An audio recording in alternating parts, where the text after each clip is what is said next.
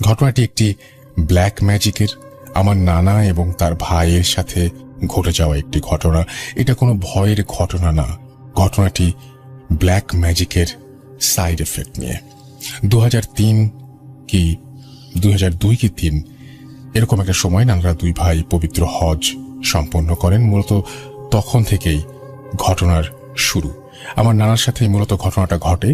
যেটা ঘটে তা হলো, নানা বাড়িতে থাকতে চাইতো না। বাড়িতে থাকাটা তার একদম সহ্য হতো না। সারা শরীর জ্বালাপোড়া করত। রাতে একদম ঘুম হতো না। মুখের এক পাশ হালকা বাঁকা হয়ে যায় এবং সেই কারণে তিনি স্পষ্টভাবে কথা বলতে পারতেন না।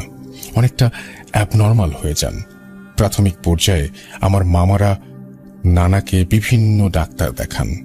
ডাক্তার বিভিন্ন টেস্ট দিলেও সব টেস্টে নেগেটিভ রেজাল্ট আসতো।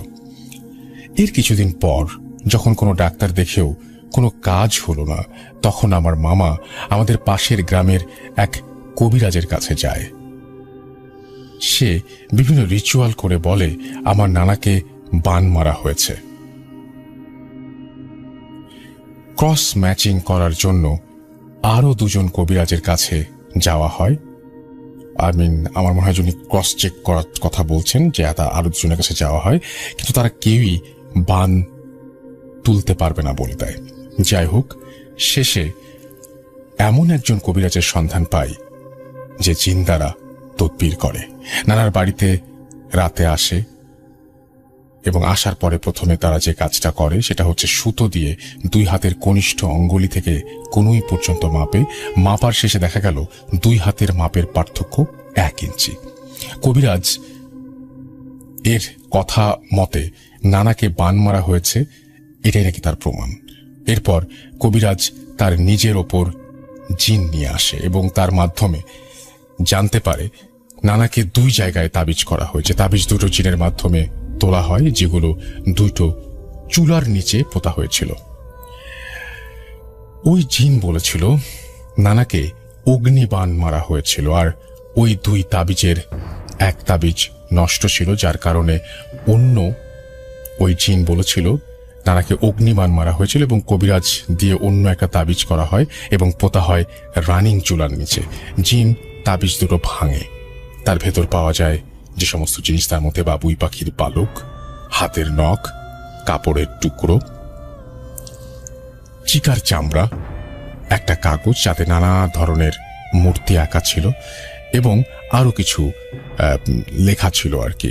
জিনটি আরো বলেছিল যে বাবুই পাখির পালক দেওয়ার জন্য নানা বাড়িতে ছেড়ে সব সময় বিভিন্ন জায়গায় ঘুরে বেড়াতো এবং চিকার চামড়া দেওয়ার জন্য রাতে ঘুমাতে পারতো না। আর চুলার নিচে পোতা হয়েছিল বলে তার গা সবসময় আগুনের মতো জ্বলতো। তখন নানার শরীরও আগুনের মতো জ্বলতো যখনই চুলা জ্বালানো হতো। এই জন্য রানিং চুলার নিচেই এটা রাখা হয়েছিল। বান মারার পর নানা ধীরে ধীরে, বান তোলার পরে আর কি, নানা ধীরে ধীরে সুস্থ হয়, কিন্তু পুরোপুরি আর কখনোই ঠিক হয় নাই। 2008 সালে আমার নানা মারা যান। মৃত্যুর আগ পর্যন্ত নানা এই অগ্নিবাণের সাইড এফেক্ট বয়ে বেড়াতেন। ঘটনাটা এই পর্যন্তই, কিন্তু ঘটনাটা এখনো আমার মনে দাগ কেটে আছে, কারণ পুরো ঘটনাটাই ঘটে আমার চোখের সামনে। একটা কথা না বললেই না, বান মারাটা কুফরি কালাম। এর সাথে জড়িত সকল পক্ষই প্রত্যক্ষ এবং পরোক্ষভাবে ক্ষতির সম্মুখীন হয়। আমিও সেটাই বলবো যে এই কাজটা সম্পর্কে আগ্রহ থাকাও কারো ঠিক না।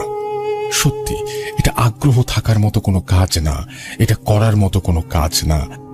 এই ধরনের কাজ থেকে আল্লাহ যেন সবসময় আমাদের দূরে রাখেন, হেফাজত করেন, সেটাই আমার প্রার্থনা।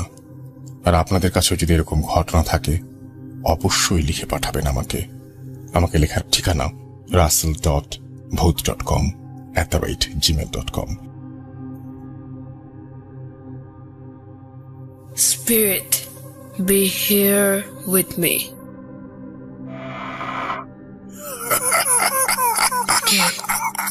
Qu'est de nous? Bhoot.com. The fear returns with Russell.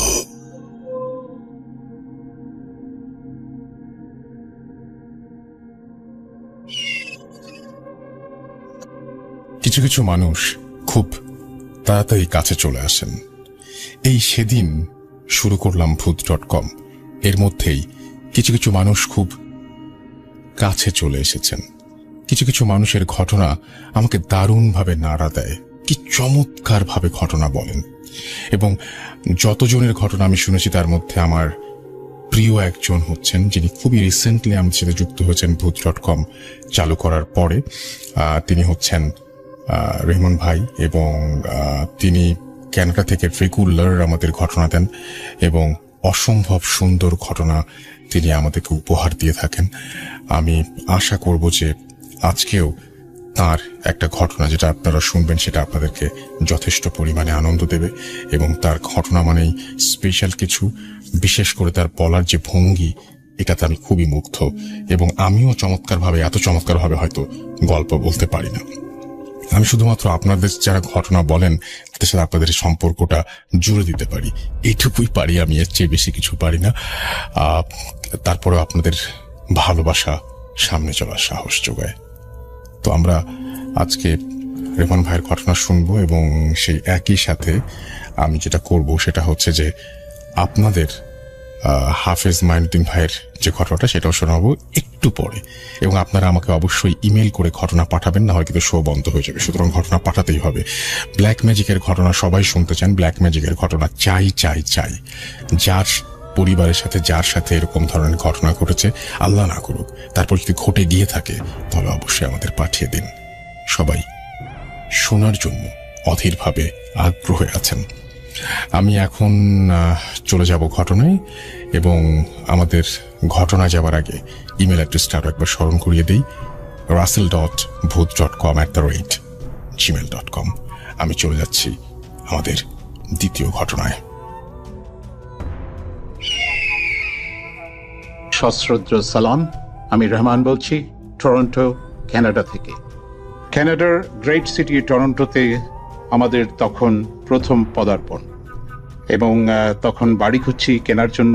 আমরা একটা বাড়ি রেন্ট করেছিলাম, বেশ সুন্দর ছোট্ট একটা বাড়ি, পেছনে বিশাল আপেল আর পিয়ার্সের বড় দুটো গাছ।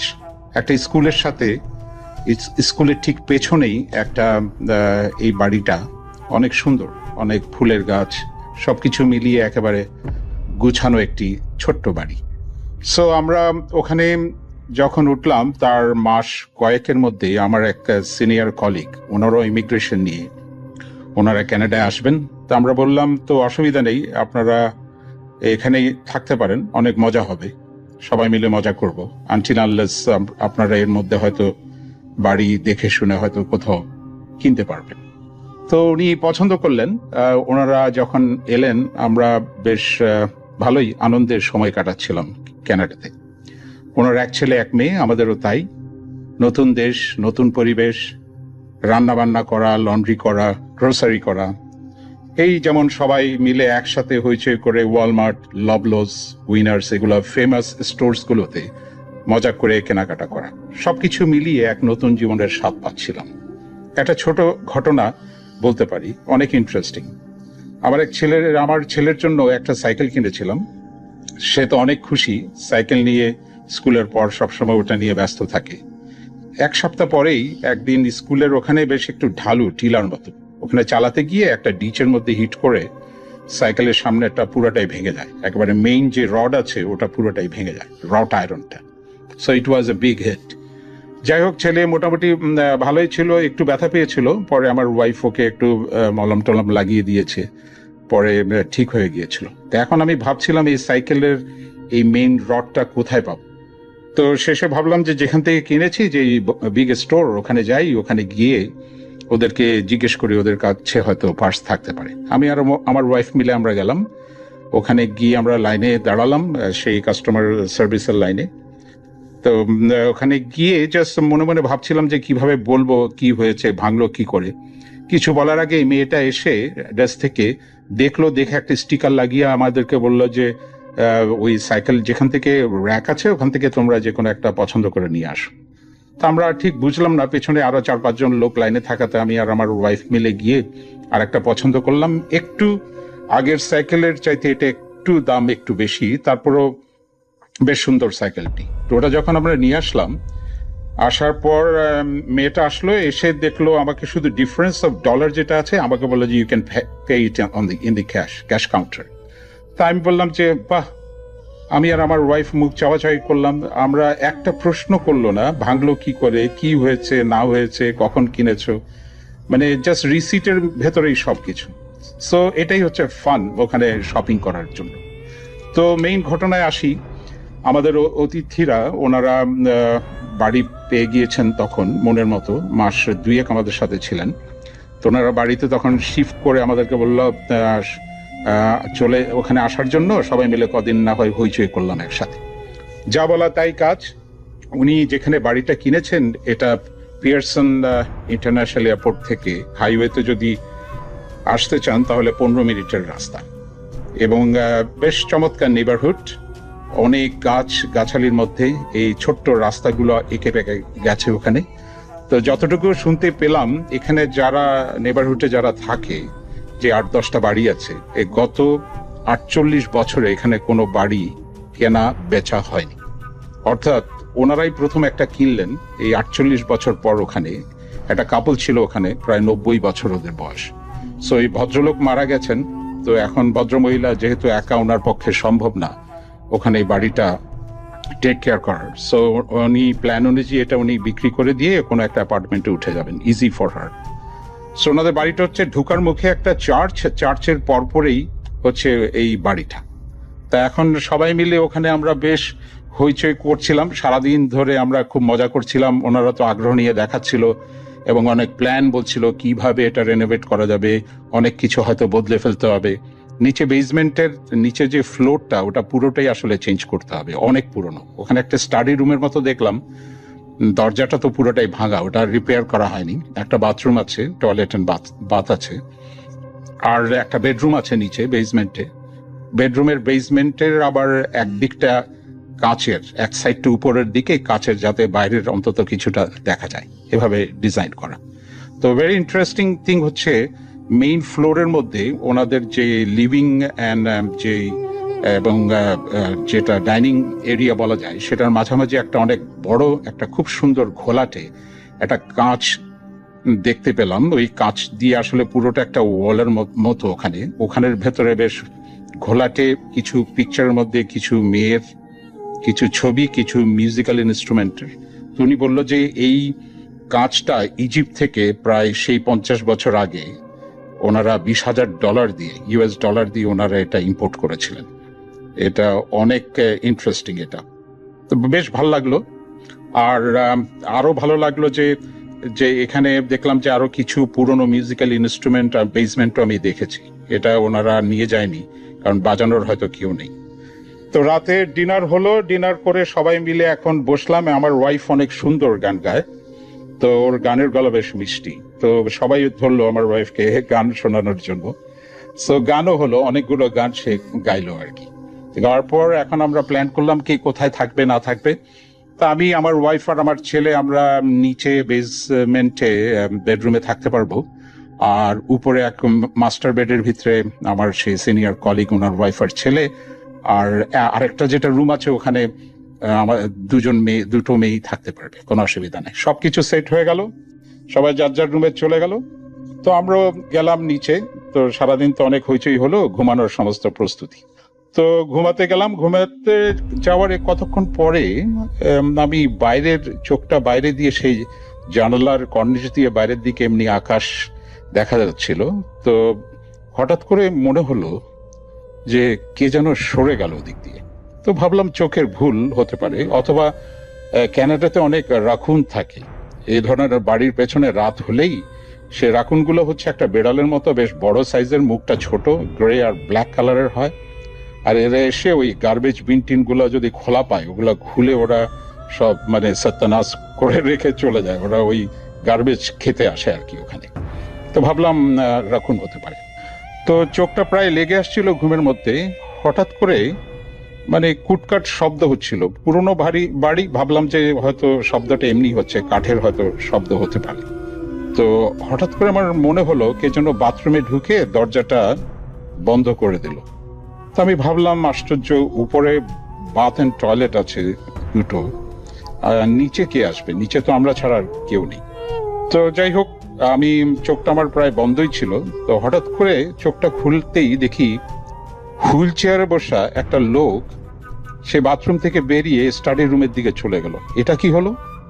আমার বডিটা একটু ভারী হয়ে আসছিল, তো আমি আমার ওয়াইফকে ডাকার চেষ্টা করলাম, ওকে ডাকছিলাম কিন্তু ও ততক্ষণে ঘুমিয়ে গেছে। তারপর ওকে ডেকে তুললাম, বললাম যে তুমি কোনো শব্দ শুনতে পেয়েছো? আমি একটা লোককে দেখলাম হুইল চেয়ারে করে বেরোলো। বলে কি বলছো এগুলো? যাও তো, আমার ঘুম পাচ্ছে, তুমি গিয়ে দেখে আসো, তোমার এত ইন্টারেস্ট লাগলে। এই বলে সে আবার ঘুমিয়ে গেল দিব্যি। আমি আর কি করা, আমি আস্তে করে উঠলাম, উঠে আমি বললাম যে দেখি কি হলো ব্যাপারটা। আমি তো নিজেই দেখলাম যে হুইল চেয়ারে করে একজন বেরিয়ে গেল ওদিক থেকে। তো সমস্ত সাহস করে আমি যখন ওদিকে স্টাডি রুমের দিকে গেলাম, ভেতরে ঢুকে দেখি তেমন কেউ নেই, এদিক ওদিক তাকাচ্ছি না, কেউ নেই। হঠাৎ শব্দ করে দেখি সেই যে পেন্টিংটা সেই ভদ্রলোকের, সেই পেন্টিংটা দেয়াল থেকে পড়ে গেল। আমি বললাম এগুলো কি হচ্ছে? এই মুভির মতো এগুলো হঠাৎ শব্দ করে পেন্টিংটা পড়বে কে? এমন না যে কোনো কারণ থাকতে পারে ওই মুহূর্তে ওই পেন্টিংটা পড়তে হবে। আমার মাথায় ঠিক ঢুকছিল না যে এসব কি হচ্ছে।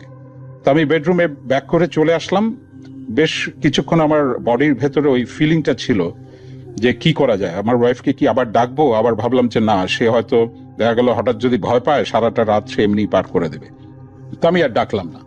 পরদিন সকালে ঘুম থেকে আমরা উঠলাম, হাত মুখ ধুয়ে যখন উপরে গেলাম ডাইনিং এর এবং কিচেনে, তখন ভাবি ছুটোছুটি করছে। আমার ওয়াইফ গিয়ে ওনার সাথে হেল্প করলো তখন নাস্তা রেডি করার জন্য। তো আমরা তখনও কেউ কিছু বলছি না। একটু পরে দেখি আমার সেই সিনিয়র কলিগ বেসমেন্ট থেকে ক্লিনিং এর যাবতীয় যত স্টাফ আছে ওগুলো নিয়ে উপরে আসছে। কি ব্যাপার? তো যা শুনলাম অবাক না হয়ে পারলাম না। সেই 50 বছরের পুরনো সেই বিশাল ডেকোরেটেড গ্লাসটি কে যেন ভেঙে ফেলেছে। তা আমরা গিয়ে যখন আমি গিয়ে ওখানে দেখলাম, আসলেই তো মনে হলো হাতুড়ি দিয়ে সে ওই কর্নারে কেউ হিট করেছে এবং ওগুলো স্ক্র্যাচ, ওগুলো যে ভেঙে গেছে, ফেটে গেছে, সেই পুরো ইমপ্রেশনটা পুরাই দেখা যাচ্ছে। আমি তো হতবাক। তখন আমি আর শেয়ার না করে পারলাম না। ওনাকে বললাম সকালবেলা যে কাল রাতে কি ঘটেছে বেসমেন্টের ভেতরে, এবং বললাম যে হুইল চেয়ারে করে আমি নিজে দেখেছি একজন ওখান থেকে বেরিয়ে যেতে, এবং বললাম যে সেই পেন্টিংটা পড়লো কি করে। তখন উনি এবং ভাবি, আমরা বাচ্চারা সবাই দৌড়ে নিচে এসে এবং দেখলাম সত্যিই সেই স্টাডি রুমের নিচে তখনও পর্যন্ত সেই পেন্টিংটা ওখানে পড়ে আছে। কিন্তু সেই হুইল চেয়ারের ভদ্রলোকের ব্যাপারটার কেউ কোনো এক্সপ্লেনেশন দিতে পারলো না। সো ক্যানাডাতে সেই প্রথম আমার এই হন্টেড ঘটনার অভিজ্ঞতা হলো। ভূত.com এর সকল শ্রোতা ও কলাকুশলীকে আবারও ধন্যবাদ। রাসেল ভাই, আপনাকেও অজস্র ধন্যবাদ জানিয়ে বিদায় নিচ্ছি। Rehman from Toronto, Canada.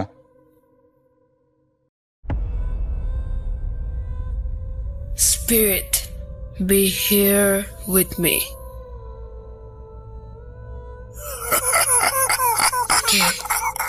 কে তুমি? Bhoot.com. The fear returns with Russell.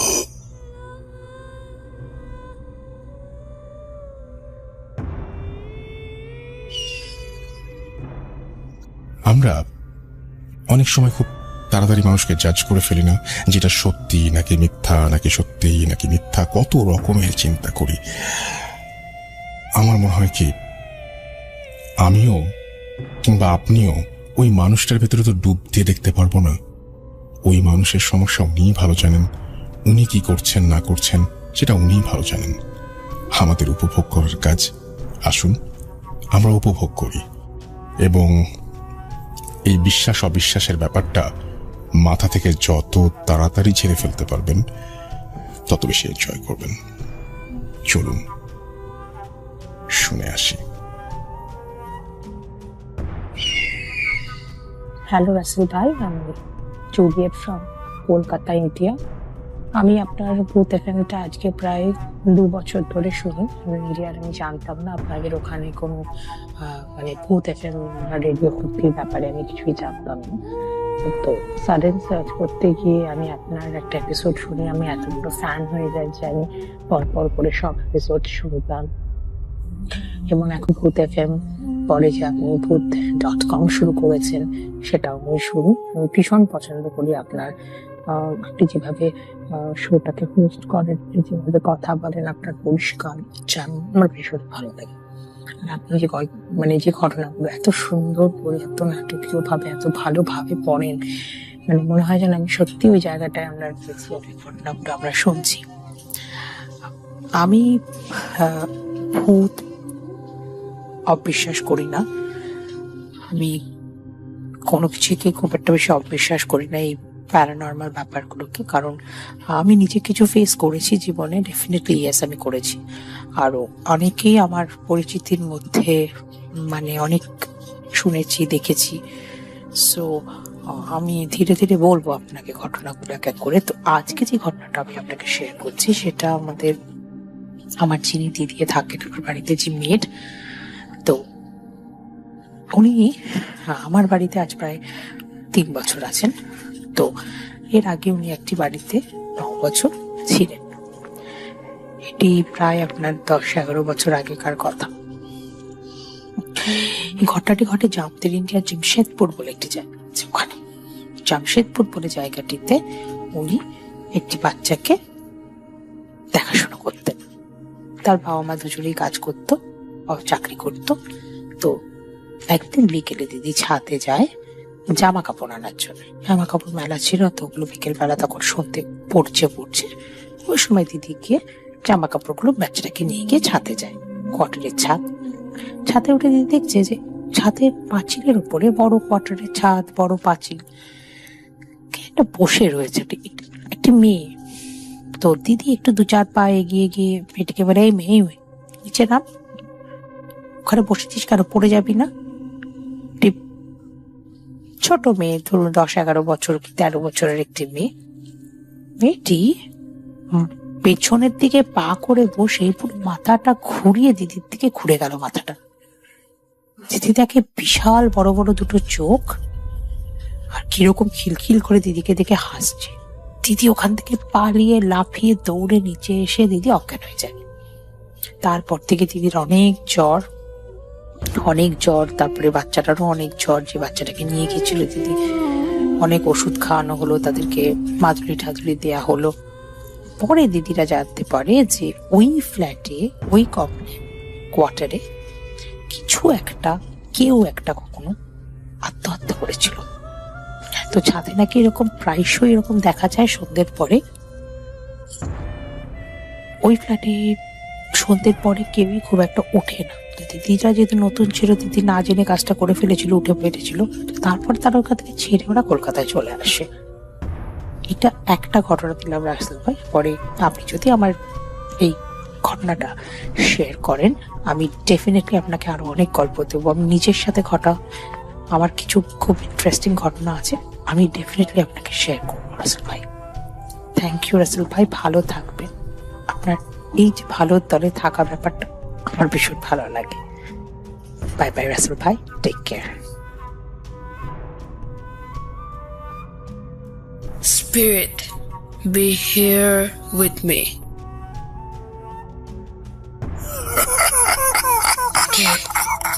কে তুমি?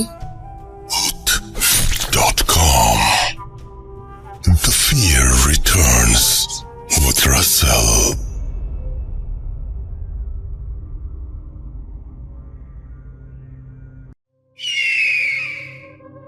চলুন শুনে আসি হাফেজ মাইনুদ্দিন ভাইয়ের ঘটনাটি।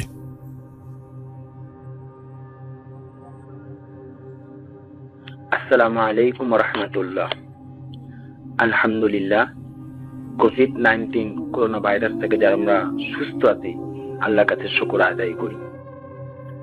আজকে আমি যে ঘটনাটা শেয়ার করতে যাচ্ছি সেটা 19 রমজানের সময়কাল। করোনা ভাইরাসে মানুষের অনেক পরিবর্তন ঘটে যাচ্ছে।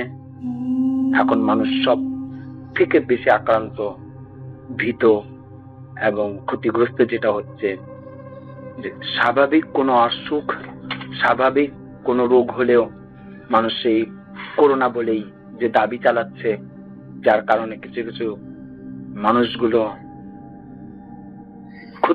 বিশাল ক্ষতিগ্রস্ত হয়ে যাচ্ছে। আমার ঘটনা হচ্ছে 19 রমজান বুধবার ছিল।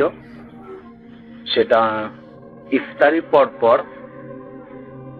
একটি মেয়ে জোনাকি যখন ছাদের উপরে ফোনে কথা বলতে যায়, তো ওকে রাত্রি মাগরিবের পরে ইফতারির পরে সে ফোনে যখন কথা বলতে থাকে, তার গায়ে একটি বাতাস আসছে, গরম বাতাস, তো তার মাথা ধরে এবং সে যখন বাড়িতে ঘরে চলে যায় কিছুক্ষণ 1 ঘন্টা খানিক পরেই তার প্রচন্ড কাঁপুনি এবং জ্বর চলে আসে। তো যখন তার শরীরে এই কাঁপুনি জ্বর আসে এবং মাথা খুব ব্যথা শুরু হয়, ও যখন চিৎকার শুরু করে, তো বাড়ির সকলেই সেটা ভাবে যে তাকে কোভিড-19 অর্থাৎ করোনা আক্রান্ত হয়েছে। তখন তাকে নিজ ঘরে রেখে একাকী রেখে তাকে দরজাটা বন্ধ করে দেওয়া হয়। কিন্তু অথচ তার স্বাভাবিক যে জীবনটা ছিল, স্বাভাবিক কথা বলা, স্বাভাবিক চলাটা তার একটু ব্যতিক্রম। ওনাকে যখন আমরা সুস্থটা করি, সুস্থ করার পর ওনার কাছ থেকে যাগুলো শুনি, উনি আমাকে যেভাবে বর্ণনা করেন, এবং আমি যখন উনি জিনগ্রস্ত, জিনে আক্রান্ত থাকে, যখন আমি তাকে দেখতে যাই, তখন আমি তাকে যেভাবে দেখি, তো স্বাভাবিক বর্তমানে সবাই ভাবে তাকে করোনা আক্রান্ত, কিন্তু আমি যেটা ভাবছি বা যেটা দেখছি এবং উনিও যেটা যেভাবে তার শরীরে ক্ষতিগ্রস্ত হয়েছে, এটা জিন ধরা। তো বিশেষ করে যেদিন রাত্রে 19শে রমজান বুধবার মেয়েটিকে ছাদের উপরে বাতাসটা যখন আসে তার গায়ে, তখন তার যে মাথা ধরা এবং রাত্রিবেলায় খুব জ্বর, কাঁপুনি, শীত, তো উনি চিৎকার করে বলতে থাকে যে আমাকে বাঁচাও, আমাকে বাঁচাও, আমার খুব ক্ষতি হচ্ছে, আমাকে মারতেছে, আমার খুব আঘাত হচ্ছে, বুকে বড় চাপ লাগতেছে, শ্বাস নিতে কষ্ট হচ্ছে, তোমরা আমাকে বাঁচাও। তার বাড়ির ফ্যামিলি সবাই মিলে সে করোনা আক্রান্ত ভেবে তাকে এরকম ভাবে দরজা বন্ধ করে দেয়, দরজাতে তালাবদ্ধ করে তাকে একাকী রাখে। সেদিন সে সারা রাত খুব কষ্ট, তার সারা রাত সেই জিনে ধরা একটা রোগীকে যেভাবে জিন আক্রান্ত, জিনে মারধর করা, আঘাত দেওয়া, তাকে কষ্ট দেওয়া, সে সারা রাত সে কষ্ট ভোগ করতে হয়েছে। সকলেই সেহরি খেতে উঠছিল, কিন্তু তাকে কেউ দেখতেও যায়নি, তার কি পরিস্থিতি, উনি শুধু চিৎকার করছে। বিশেষভাবে দিনের বেলাতে যখন তার মানুষগুলো ফ্যামিলিগত ভাবে কেউ জানলা দিয়ে দেখে, তখন দেখে যে সে একাকী হাসতেছে এবং কিছুক্ষণ পর আবার কান্না করে, এবং অতীত এমন পিছনো কথা যা ও জন্ম পূর্বে, মেয়েটির জন্মের পূর্বে অতীতের অনেক কথাগুলো সে তার বাবা সম্বন্ধে, দাদা সম্বন্ধে একা একা বলতে লাগলো। তো হঠাৎ করে তাদের ভেতরে একটা ভাবনা আসলো, যেটা অদ্ভুত বিষয়, করোনা আক্রান্ত রোগী, উনি হাসে, কান্না করে, আবার তার বাবার দাদার অতীতের যার জন্ম শোনেনি, দেখেনি, কিন্তু বলে যাচ্ছে। তার স্বাভাবিক আচরণ বিধি দেখে তখন তারা একটা ভাবলো যে তাহলে হয়তো তার অন্য কোনো সমস্যা। তখন একজন হুজুরকে ডাকানো হয়। সে হুজুর আসছিল, কিন্তু হুজুরও পরবর্তীতে বললো ভয়ে যে না, এটা জিনগ্রস্ত না, এটা করোনা আক্রান্ত একটা স্বাভাবিক উনার রোগ ব্যাধি। হুজুরও তাকে দেখতেও যান নাই, কোনো কিছুই করেননি, উনি শুধু বলছেন যে আপনি হাসপাতাল নিয়ে যান। তো পরবর্তীতে সেখানে আমাকে না যাওয়া হয়, সেখানে আমাকে ডাকে। তো আমি যখন গেছি, আমাকেও বলছে যে দেখেন, যদি করোনা আক্রান্ত হয়ে থাকে তাহলে আপনিও যদি যান, সেখানে আপনার তো ক্ষতিগ্রস্ত হবেন, আমরা তো কাছের থেকে যাই না, আপনি প্রথম দূর থেকে বসে দেখেন যে উনি কি করোনা আক্রান্ত না জিনে ধরা রোগী। তখন বললাম ঠিক আছে, দরজাটা তালাবদ্ধ করে যেহেতু রেখেছেন, ওনার অবস্থা তো খুবই খারাপের দিকে দেখা যাচ্ছে, আমি প্রথম জানলা দিয়ে তার সাথে কথা বলি। তো যখন জানলা খুলে আমি তাকে ডাক দিলাম, সে কোনোভাবেই সাড়া দিল না। যখন আমি একটি আয়াত পড়লাম, কোরআনে আয়াত যখন জোরে আওয়াজ করে পড়লাম, তখন দেখি সে চিৎকার করে বসে এবং তার স্বাভাবিক যে চলা বলা এবং তার আচরণগুলো, বিধিগুলো আমরা দেখি যে জিনে ধরা, তার চোখ দুটো প্রচন্ড লাল হয়ে আছে। বিশেষ জিনে যে সারা রাতটাকে আঘাত করে, গলায় হাতে খুব আঁচড়ের দাগ। পরবর্তীতে আমি বলে দিলাম যে ঠিক আছে, এখন দরজাটা তালাটা খুলে দেন, আমি এখন ভেতরে গিয়ে আমি তাকে দেখবো, এটা জিনে ধরা রুগী। পরে বসলাম তার কাছে গিয়ে, কিন্তু আমার কাছে কেউ ছিল না। ওরা সবাই ভয় ভীতি ছিল যে করোনা আক্রান্ত। তা আমি একা সেখানে বসে যখন মেয়েটির সেই জিনে ধরা রোগীটাকে চিকিৎসা করি, তখন দেখেছি হ্যাঁ, এটা খুব খারাপ একটি জিন, খুবই ভয়ানক একটি জিন, যে এই বাড়িতে বহুদিন যাবৎ চলাফেরা করত, এই বাড়িতে বসবাস করত। তার পূর্বের দাদা দাদির থেকেই এই বাড়িতে জিনের থাকা বসবাস। পরবর্তীতে যখন আমি তাকে স্বাভাবিক অবস্থায় একটি দোয়া পড়ে ফু দেওয়া হয় এবং তাকে ফিরানো হয় জিন থেকে, তখন সে আস্তে আস্তে ফিরে আসে সুস্থর দিকে। এবং তার সাথে আমি কথা আস্তে আস্তে যখন শেয়ার করি কিভাবে কি হলো, সে আমাকে সবগুলো কথাগুলো বলে। কিন্তু বিশেষ যেটা আমাদের এখনো সে বাড়িতে আজ থেকে যে 19শে রমজানের ঘটনা যে ঘটে যাওয়া, আজকে ঈদের 10 দিন মতো হয়ে গেল, কিন্তু এখনো সেই বাড়িতে প্রচন্ড ভাবে ভয়ঙ্কর রূপ ধারণ করে প্রত্যেকটা মানুষকে ভয় দেখা, এবং কারো না কারো সেই কোভিড-19 মতো রোগ, করোনা আক্রান্তর মতো মাথা ধরা, বুকে চাপ পড়া, জ্বর চলে আসা, এমনকি শ্বাসকষ্ট, ঠিক যেমন করোনা আক্রান্ত রোগীদের মতো যে সমস্যাগুলো দেখা দেয়, তাদের ঘরের মধ্যে একের পর একজন পর একজন একটা সমস্যা পড়েই থাকে। তখনই সেই মানুষগুলো, যাদের এই সমস্যাগুলো দেখা দেয়, তখনই তারা সেই মানুষগুলো একটা আলাদা ঘরে আটক করে রাখে এবং তারা কোনো চিকিৎসা বা কোনো কিছু নেয় না। সবচেয়ে বড় ভয়ঙ্কর যেটা হচ্ছে, তারা রাত্রিবেলায় প্রায় 10টার পরে 11টার পরে তারা হঠাৎ হঠাৎ কিছু কিছু বৃদ্ধ মানুষের মতো কান্নার শব্দ, কিছু কিছু দেখা যায় কাউকে নাম ধরে ডাকা, কিছু কিছু সময়তে মাগরিবের পর দিয়ে হঠাৎ করে সিঁড়িতে ঠিক ওই জোনাকির মতো আরেকজনকে দেখা, এরকম প্রায় ঘটনা ঘটতেই আছে। তো এখন বর্তমানে লকডাউন থাকা এবং করোনা আক্রান্ত সবাই যেহেতু আতঙ্কিত, তা আমিও স্বাভাবিকভাবে সেইভাবে পুরোপুরি কাজ এখানে করতে পারিনি।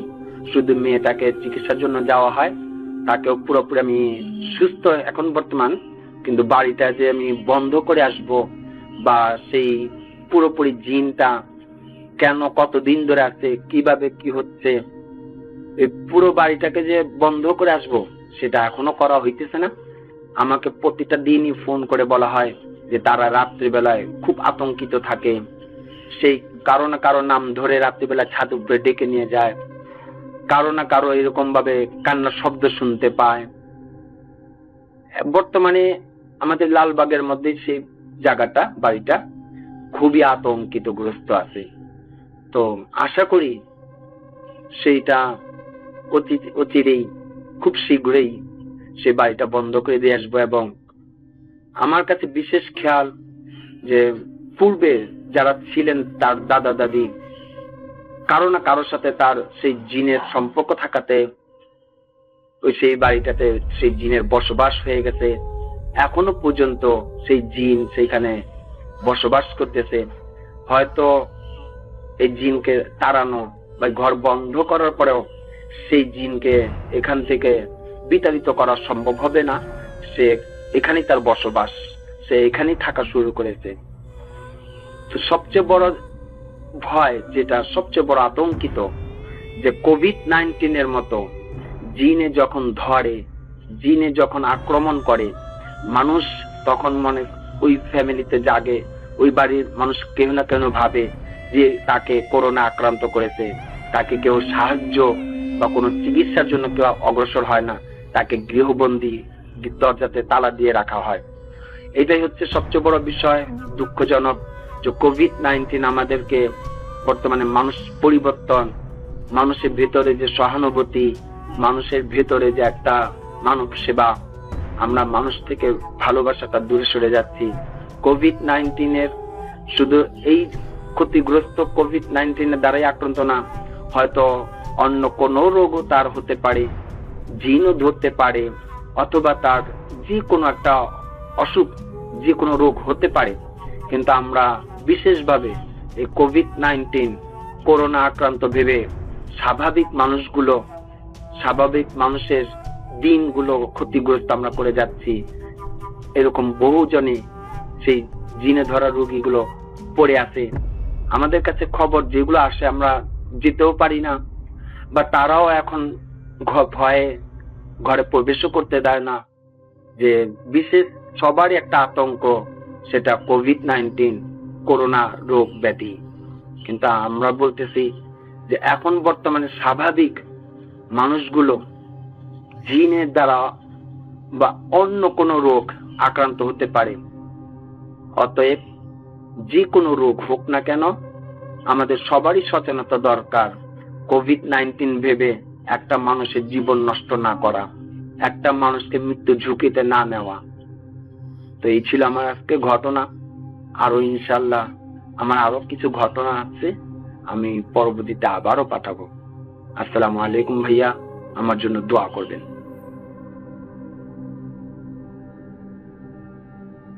Spirit, be here with me.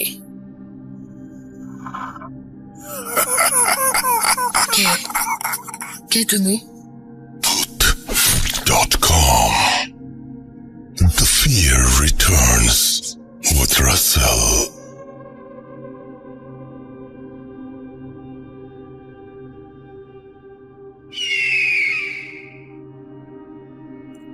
আমি জানি বিশ্বাস করা খুবই শক্ত, বিশ্বাস করা বেশ কঠিন। মাঝে মাঝে কিছু কিছু ঘটনা শুনে আমার ভেতরেও যে সন্দেহ দানা বাঁধে না তেমন কিন্তু না, আমার মধ্যেও সন্দেহ আসে। আমি তখন আবারও পাল্টা ইমেল করি, আচ্ছা আপনি যে ঘটনাটি পাঠিয়েছেন এই ঘটনাটা আরেকবার একটু যদি জানাতেন আমাকে, যে আপনি যা লিখছেন বা যা বলছেন সেটা সত্যি ঘটনা, একটু প্লিজ জানাবেন। আমি জানি খুব ভদ্রভাবে উত্তর দিলেও এই কথাগুলো কখনো কখনো গায়ে তো একটু লাগেই, যে আমি একটা সত্যি কথা বললাম, তারপরে উনি আবার এভাবে আমাকে জাজ করছেন। ব্যাপারটা না আমার কাছে খুব ভালো লাগে তা না, কিন্তু আমার তো অনেক প্রশ্নের উত্তর দিতে হয়, সেজন্যই জিজ্ঞেস করি।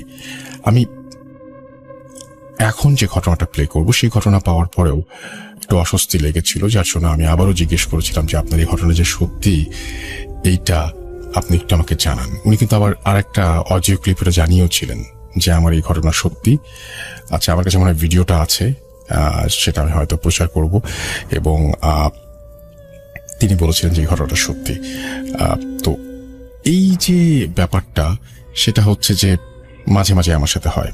যাই হোক, আমরা কথা না বলে নেক্সট ঘটনায় যাব। ঘটনাটা কেন এরকম অস্বাভাবিক বললাম, কেন আমার বিশ্বাস হতে চাচ্ছিল না, আপনারা একটু শুনে দেখুন তো, এবং কমেন্ট করে এই স্বাধীন মিউজিক অ্যাপের কমেন্ট সেকশনে অবশ্যই জানাবেন কোন জায়গাটায় আপনারও খটকা লেগেছে। যদি আপনার খটকার জায়গা আর আমার খটকার জায়গা মিলে যায় তাহলে বুঝতে পারবো যে we are on the same page, এবং আজকের রাতের বাকি সময়গুলো দারুণ জমবে। চলুন শুনে আসি। আসসালামু আলাইকুম। ধন্যবাদ রাসেল ভাই আমাকে আসলে আজকে আমার গল্পটি বলার সুযোগ দেওয়ার জন্য। আর আপনি তো ভালোই আছেন, আপনি সবসময় ভালো থাকেন। তবে আশা করি যে সমস্ত শ্রোতারা রয়েছে যারা শুনছেন তারা প্রত্যেকেই ভালো আছেন এবং তাদের পরিবার এবং আত্মীয় স্বজন এবং প্রতিবেশী সবাই ভালো আছেন। আমরা আসলে একজন আরেকজনের জন্য দোয়া করি। আমি আসলে বাবা এক্সপোজ নামে একটি গ্রুপের এবং একটি পেজের একজন অ্যাডমিন, এবং আমি বাবা এক্সপোজের সাথে কাজ করতে গিয়ে কয়েকটা প্যারানর্মাল ঘটনার সম্মুখীন হয়েছিলাম। তো সেখান থেকে আমি একটি ঘটনার কথা বলবো। আমরা গিয়েছিলাম 47/2 নামে একটি বাড়িতে, যেটা সম্পর্কে আসলে বিভিন্ন ডকুমেন্টারি আগেই বানানো হয়েছে এবং এটা খুব ফেমাস একটা হন্টেড প্লেস। তো এই জায়গাতে আমরা যাওয়ার পরে আমরা আসলে এর আগে 2-1 বার গিয়েছিলাম জাস্ট রেকি করার জন্য এবং যাবতীয় অনুমতি যাতে ভিডিও করতে পারি সেই সমস্ত ব্যাপারগুলোর জন্য। তো পরবর্তীতে আমরা যখন গেলাম মূল ভিডিওর জন্য, গিয়েছিলাম বিকাল থেকে সন্ধ্যা পর্যন্ত মোটামুটি আমরা বাড়িটা ঘোরাঘুরি করলাম, দেখলাম কোন জায়গায় কি করব সেটা বুঝলাম এবং ক্যামেরা দিয়ে শুটও করলাম। তো এর মধ্যে কোনো সমস্যা হয়নি এবং আমাদের মনের মধ্যে একটা দৃঢ় বিশ্বাস গেঁথে গিয়েছিল যে না, এটা আসলে কোনো প্যারানর্মাল কোনো কিছু না, জাস্ট অতিরঞ্জিত। সো এটাকে এক্সপোজ করা খুবই সহজ হবে। আমরা আসলে এক্সপোজ করি যে সমস্ত ব্যাপারগুলো আসলে যা বলা হয় আসলে তা না, অতিরঞ্জিত কিংবা রং মাখানো বা গুজব।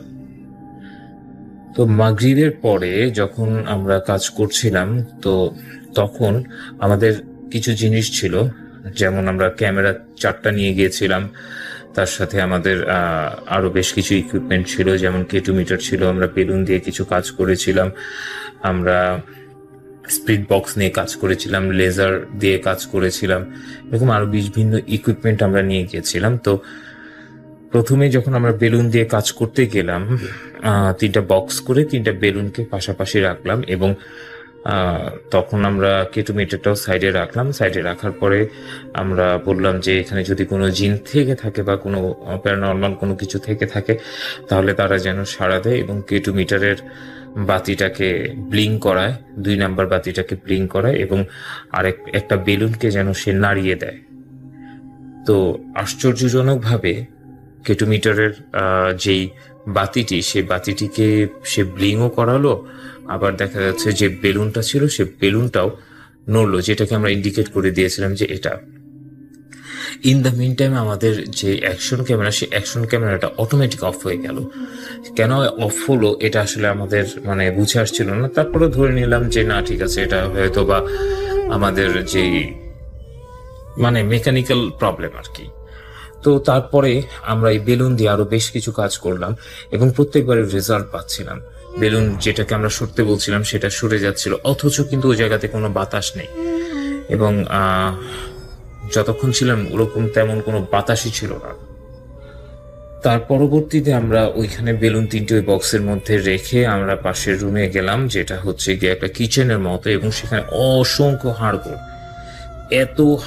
এত হাড় যে গুণে শেষ করা যাবে না। তো আমরা যখন কিচেনের এই হাড্ডি ভরা এই জিনিসটাতে গেলাম, এই জায়গাটাতে গেলাম, তখন আমাদের মধ্যে একটা অদ্ভুত, কারো মধ্যে, সবার মধ্যে না, একটা অদ্ভুত ফিলিংস হচ্ছিল যে এটা আসলে একটা খুব ব্যাড একটা ফিলিংস, আসলে বলে বোঝানো যাবে না। তার সাথে আমাদের যে K2 মিটারটা ওই জায়গাতে চরমভাবে অ্যাক্টিভ হচ্ছিল, যে 3 নাম্বার 4 নাম্বার বাতি পর্যন্ত এটা জ্বলছিল, ব্লিঙ্ক করছিল অ্যাকচুয়ালি। তো আমরা ফার্স্টে কেউ সন্দেহ করেছিল যে ইলেকট্রিসিটির জন্য, বাট এই বাড়িটাতেই কোনো ইলেকট্রিসিটি নেই, এই বিল্ডিংটাই সম্পূর্ণ ইলেকট্রিসিটি কানেকশন ছাড়া। আর বিভিন্ন ডকুমেন্টারিতে এর আগেও যে কয়েকটা ডকুমেন্টারি অন্যরা করেছেন দেশ বিদেশে, সেই ডকুমেন্টারিগুলোতেও দেখা গিয়েছিল যে এখানে হাড় ভরা এবং শুকিয়ে যাওয়া পাখি বা কবুতর মরে পড়ে আছে এবং শুকিয়ে গেছে। কোনো বেড়াল কিংবা এই জাতীয় কোনো কিছু যদি এটাকে মারত এবং খেত তাহলে এটা ছিন্ন বিচ্ছিন্ন হয়ে যেত, বাট এটা কোনো কিছু না, জাস্ট এখানে একটা মরা পড়ে আছে, পড়ে জাস্ট শুকিয়ে মমি হয়ে গেছে, দ্যাটস ইট, আর কিছুই না। কোনো প্রাণী এসে খায়নি বা কোনো কিছু হয়নি, যেন মনে হয় যে ভেতর থেকে কেউ চুষে নিয়ে খেয়ে ফেলেছে, এরকম। তো আমরা প্রথমে যখন রেকি করতে গিয়েছিলাম তখন আমরা এই জিনিসটা পেয়েছিলাম, ইনফ্যাক্ট ভালো মতোই। এটা আসলে খুব হরর একটা জিনিস, যে এটা আসলে কেন এবং কিভাবে, এটা আসলে কোনো ব্যাখ্যা পাইনি ওভাবে। তো ওই রুম থেকে আমরা বের হয়ে বাথরুমের কাছে গেলাম। বাথরুমটার এখানে একটা ভাঙা বাথটাব ছিল।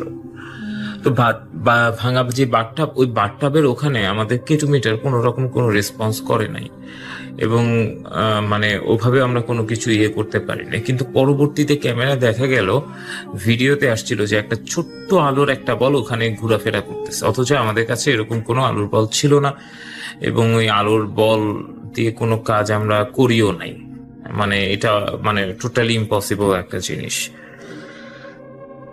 ওখান থেকে আমরা যখন এর আগেই আমরা যখন ওই রুমটা ক্রস করছিলাম, যে রুমে বেলুন ছিল, আমরা দেখি যে বেলুন তিনটা বড় একটা জায়গা নিয়ে ত্রিভুজ আকৃতির অনেকটা অনেকটা ইলুমিনাতি যে ত্রিভুজ ওই রকম আকৃতি করে রয়ে গেছে, এবং এই আকৃতিটার মধ্যে আসলে অশুভ কোনো একটা ইঙ্গিত ছিল। মানে একটা ত্রিভুজ হয়ে গেল কোনো বাতাস ছাড়া, বেলুনগুলো জাস্ট নড়ে জাস্ট ওই জায়গাতে চলে গেল। আর এটা কিরকম না, এর আগেও আমরা যখন কেটু মিটার দিয়ে আমরা বেলুন দিয়ে কাজ করছিলাম, 3টা বেলুন নড়াতে বলছিলাম, 3টা বেলুন নড়তেছিল, একটা বেলুন নড়তে বলতেছিলাম, ওই একটা নির্দিষ্ট বেলুনই নড়তেছিল। মানে এটা একটা মানে ক্রিটিক্যাল একটা জিনিস, মানে এটা আসলে এক্সপ্লেনেবল না। এবং আমাদের মধ্যে কেউ কেউ তখন মানে খুবই কনফিউজ হয়ে গেছে যে actually what is going on, এখানে আসলে কি হচ্ছে। তো তারপরে আমরা অন্য আরেকটা রুমে গেলাম, স্পিড বক্স দিয়ে চেষ্টা করলাম। স্পিড বক্স দিয়ে যখন আমরা চেক করলাম তখন সেখানে অ্যান্সার পেলাম, এবং তারা সেখানে দুইজন বা 3জন থাকার কথা বলেছিল, আমার এই মুহূর্তে মনে পড়ছে না। ওই স্পিড বক্স থেকে এই অ্যান্সারটা আসছিল, বাট স্পিড বক্সের ব্যাপারটা আমরা আসলে টোটালি বিলিভ করি না, কারণ এটা র্যান্ডমলি কিছু জিনিস চুজ করে হয়তো বা অ্যান্সার দিয়ে দিতে পারে, হোয়াট এভার। তো এরপরে আমরা আরো 1-2টা ঘরে গিয়েছিলাম, এর মধ্যে একটা ঘরে ভালো রেসপন্স ছিল, একটা ঘরে ছিল না। আমরা যখন ফিরে আসছিলাম, ফিরে আসার সময় ভাবলাম যে আমাদের বাকি যারা ছিল তারা ছবি তুলছিল, যে বিভিন্ন স্টিল পিকচার গুলো নিচ্ছিল জায়গাটার।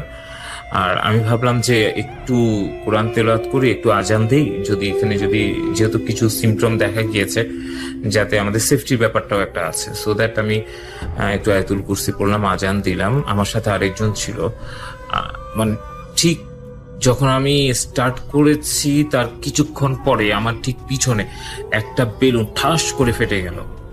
মানে এমন ভাবে ফাটলো যে আমার পাশে যিনি ছিলেন উনি বেশ চমকে গেলেন এবং উনি ভয় পেয়ে গেলেন। আসলে ব্যাপারটা ভয় ছিল, কারণ হচ্ছে কি তারা সম্ভবত এই আয়াতুল কুরসি এবং আজান সহ্য করতে পারেনি, অথবা আমাদেরকে ভয় দেখাচ্ছিল বা সাবধান করছিল বা চলে যাওয়ার জন্য বলছিল। তো আমরা যখন ওখান থেকে ফিরে এলাম, আমাদের মধ্যে কয়েকজন অন্তত 2 মাস পর্যন্ত ভালো ডিপ্রেশনে ছিল, এবং এর মধ্যে আমরা ফিরে আসার পরে জানতে পারলাম যে আমাদের এক মেট যে আমাদের সাথে ওখানে গিয়েছে, তার মাথাতে একটা ছোট একটা মানে পিনের মতো একটা ক্ষত, এবং সেখান থেকে রক্ত পড়েছিল। যদিও সে কোনো কিছু বলে নাই, এবং সে কোথায় ব্যথা পেয়েছে বা কিভাবে ব্যথা পেয়েছে সে কোনো কিছুই জানে না। জাস্ট ওখান থেকে বের হওয়ার পরে আমাদেরকে সবাইকে বলল, এবং ছোট একটা ভিডিও ক্লিপ ছিল, যদিও ভিডিও ক্লিপটা হারিয়ে ফেলেছি বা আছে সম্ভবত, যদি আপনারা চান হয়তো বা দেখাতে পারি। তো মানে কিভাবে ওই আঘাতটা হলো সেই জিনিসটা আসলে আমরা জানি না, সে নিজেও জানে না। এই আর কি আমার ঘটনা। তবে একটা ব্যাপার, যে আপনারা কেউ যদি পরিত্যক্ত কোনো বাড়িতে কিংবা এরকম হন্টেড প্লেসে যান, অবশ্যই পর্যাপ্ত পরিমাণ নিরাপত্তা নিয়ে যাবেন, কারণ কোথায় কি হয় কখন হয় কিছুই বলা যায় না। আর আরেকটা ব্যাপার হচ্ছে, ঘরে থাকবেন এবং ভালো থাকবেন, সুস্থ থাকার চেষ্টা করবেন, আপনার নিজের জন্য, আপনার পরিবারের জন্য, আপনার প্রতিবেশীদের জন্য। না হলে হয়তোবা আগামীতে এরকম কোনো একটা ভূতের গল্পে আপনার বাসার কথা ইঙ্গিত করে বলতে পারি যে, বা অন্য কেউ বলবে যে ওই বাসাতে একজন করোনার রোগী মারা গিয়েছিল, এখনো তার আর্তচিৎকার শোনা যায় যে আমি ভুল করেছি। ভালো থাকবেন সবাই। আসসালামু আলাইকুম। Spirit, be here with me.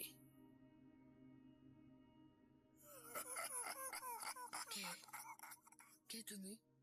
Bhoot.com